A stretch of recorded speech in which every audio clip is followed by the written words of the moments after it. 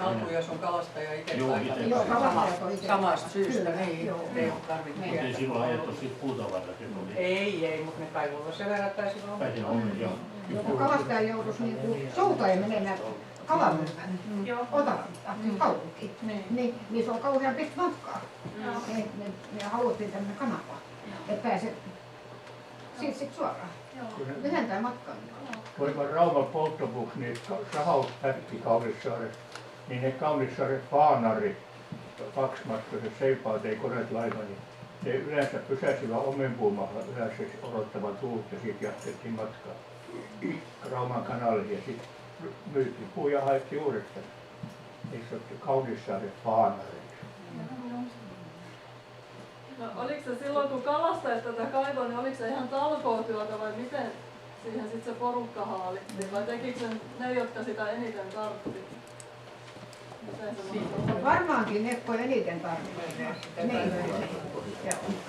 Erään tarinan mukaan niin viinanpoltto voittorahoista kalastajat sai lappiorahaa. No niin, just.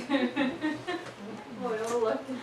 Joo, kyllä siihen käytettiin, kun näin on, kerrotaan, että käytettiin näitä rahoja, että saatiin sellaista rahaa käyttöön. Rahan pesu siis. Eli ne kaivatti sitten jollakin, että pystyivät maksamaan sillä Niin, jo mä en tiedä, kun sitä varoja käytettiin. niin. Tarina ei kerro. Saarelaiset tai saaristolaiset sitä viinaa poltti. Eikö mun käsittääkseni, eikö se ollut yleistämään?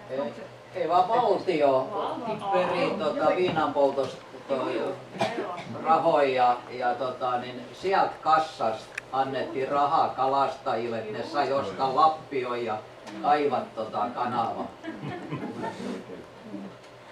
Se on hyvin tärkeä raha tämmöinen, että vähänkin saatiin.